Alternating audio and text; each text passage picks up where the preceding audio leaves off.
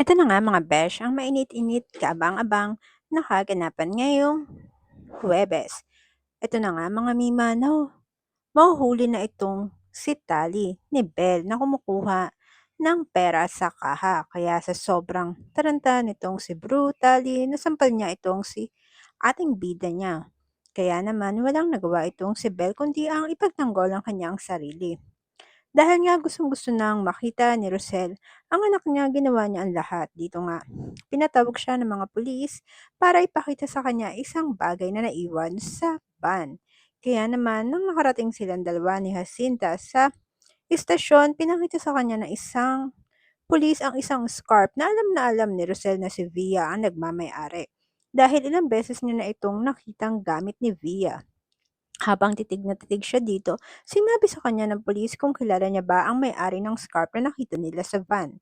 Dito nga siguradong sinabi nitong ate Lorselnyo na si Via ang nagmamay-ari nang nakita nilang ebidensya.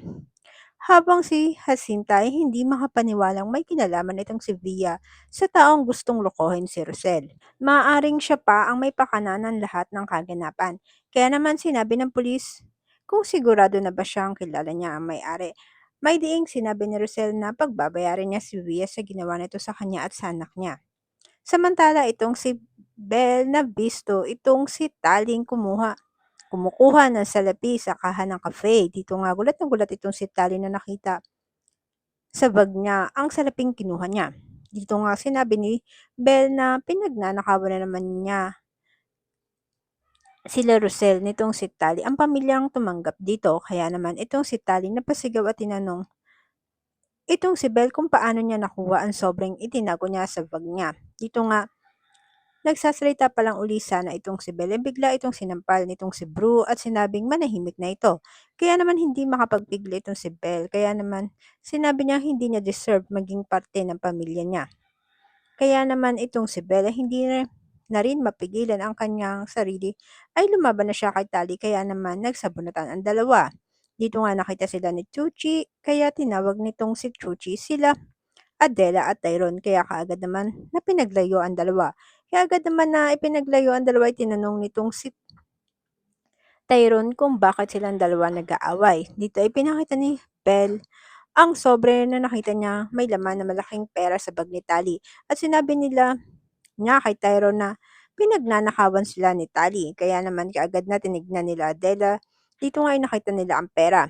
Kaya tinanong nila si Tali kung totoo ba na ito ang kumukuha ng pera sa cafe. Pero sadyang magaling itong si Tali magsinungaling. Kaya tinanggi niyang hindi siya ang kumukuha. Dito ay tinuro niya si Belle ang kumuha ng pera. Pero sinabi ni Tyrone, malalaman nila kung nagsasabi ito ng totoo kapag na-check nila ang CCTV. Kaya naman, kabado itong si Tali dahil makikita na siya sa CCTV ang kumuha ng pera.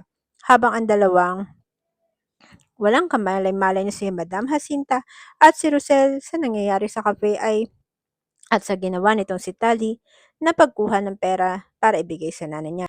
Dito ay sinabi ni Madam na nasisiraan na naman ng bait itong si Via dahil kung ano noong pinaggagawa nito, makaganti lang sa kay Rosel. Kaya naman sinabi ni Rosel na magbabayad itong si Via ng mahal sa kanya, sisiguraduhin niyang makukulong ito at hindi makakatakas sa lahat ng ginawa niya kay Rosel at sa mga anak niya. Pero mga besya, tingin niyo ba malulusutan pa kaya nitong si Tali ang ginawa niya? Ano kaya ang gagawin sa kanya ni Madam pag nalaman ng pangalawang beses na siyang nagnakaw sa cafe? Sa tingin niyo ba mga Mima, anong paghahanda ang gagawin nitong si Via laban kay Rosel na ngayon handa na siyang ipakulong dahil bistado na siya ang may pakana sa lahat ng gulong nangyayari sa kanilang mag-ina? Comment down below mga Mima para sa inyong mga kuro-kuro at komento. Kaya mga besh, huwag niyo naman po sanang kalimutan mag-follow para updated kayo sa mga susunod na ganapan. Thank you and God bless. Bye!